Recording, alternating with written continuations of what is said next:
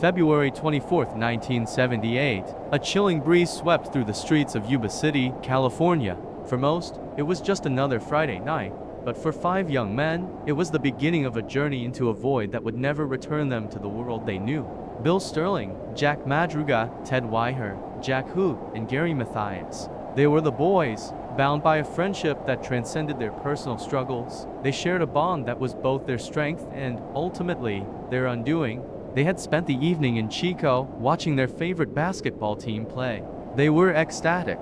The next morning, they were supposed to play in a tournament of their own.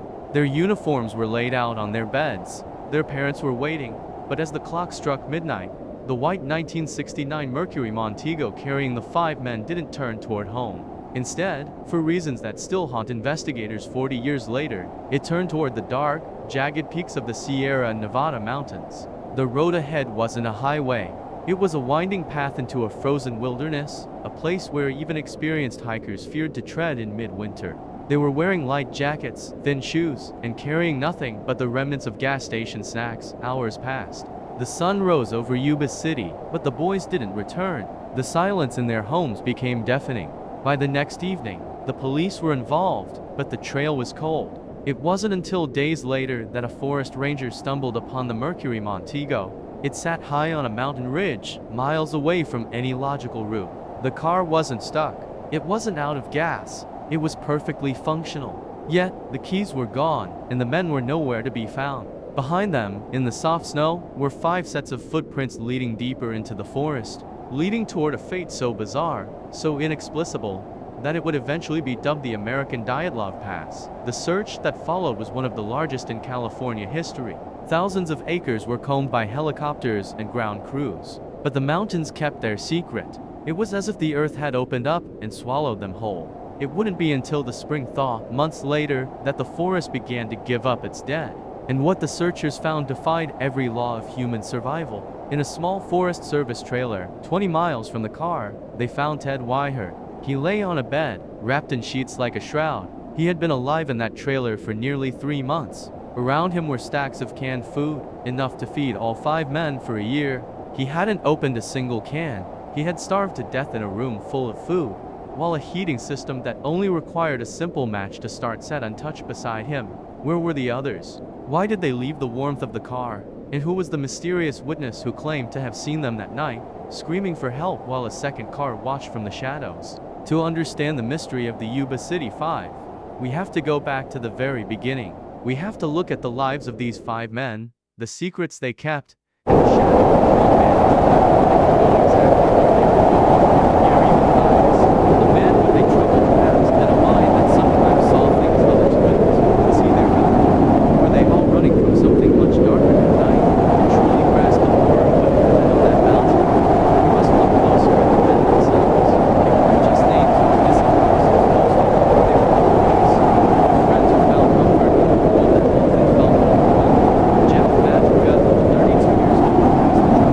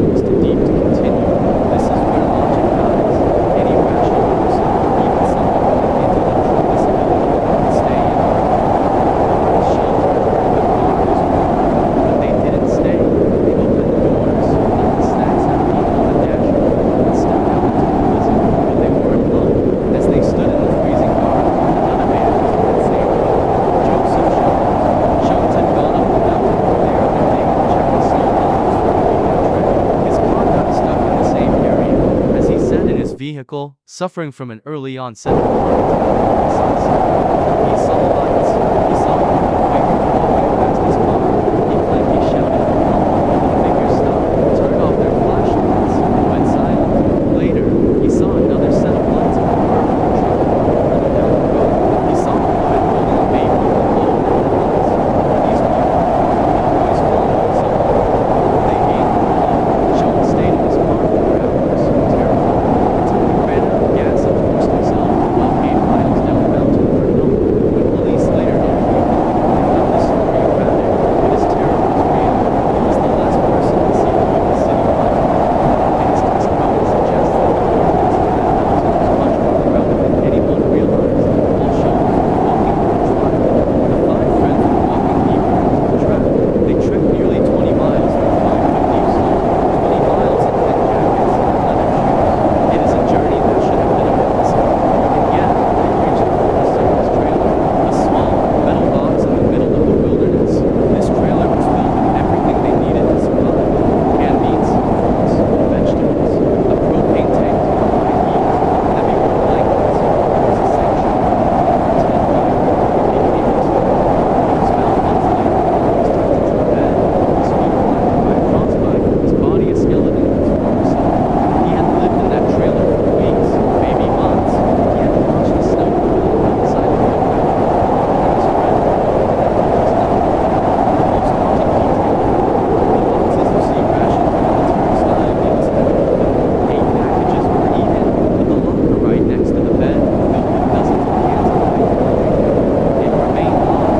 Ted Wider, the man from the start, never touched it. It was as if he was waiting for permission, as if he was terrified of what would happen if he disturbed the silence of the world. The disappearance of the Yuba City 5 triggered a search operation that felt more like a military coup than a missing persons case. But the mountain was a brutal host. The searchers faced walls of snow so thick that even heavy machinery couldn't break them. For months, the families of the boys lived in a state of suspended animation. They sat by their phones, waiting for a ring that would bring good news, but instead, the silence was broken by something much more disturbing. The snow completely melted. The families started receiving strange, ominous phone calls.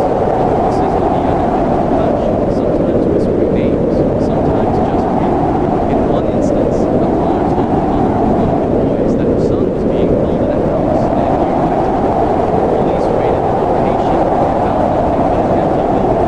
Were these the actions of ordinary soldiers, or was someone trying to send a message from the shadows? The police couldn't say. But the atmosphere in Yuba City was changing. Fear had taken over the day as the spring sun finally began to reclaim the Yuba's national forest. The shore, the motorcyclists, out for a weekend ride, noticed a broken window in a Forest Service trailer, the same trailer we mentioned earlier. When they peered inside, they were met with a sign that would haunt them for the rest of their lives. The sign was the first thing that hit them in the brain, knowing sent the feeling to "Let's take care of the mountain." When the investigators arrived, they found Ted Wider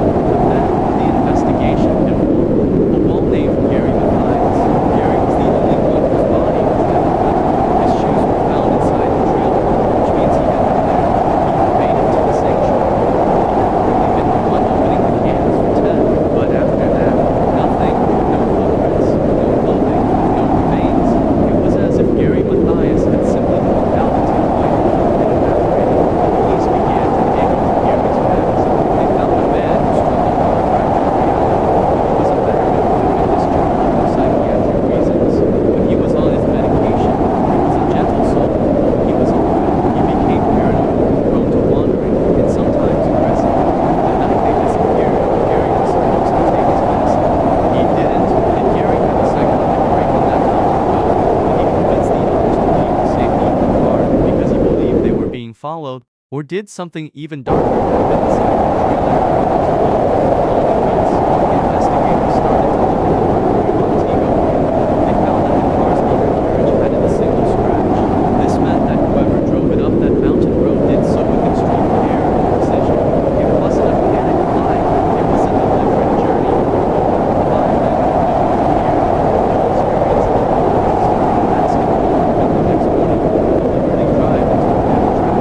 theories began to circulate. Some whispered about a sixth man figure who had lured them up their course like a couple. Others pointed to the strange light seen by Joseph Jones. Maybe that the police witnessed something they weren't supposed to see. A drug deal in the woods, a cult ritual. In the late 70s, the California mountains were home to many secrets.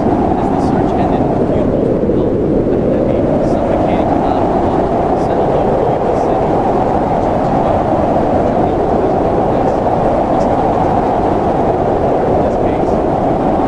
Why did Ted Weiher starve? Why did they leave the car?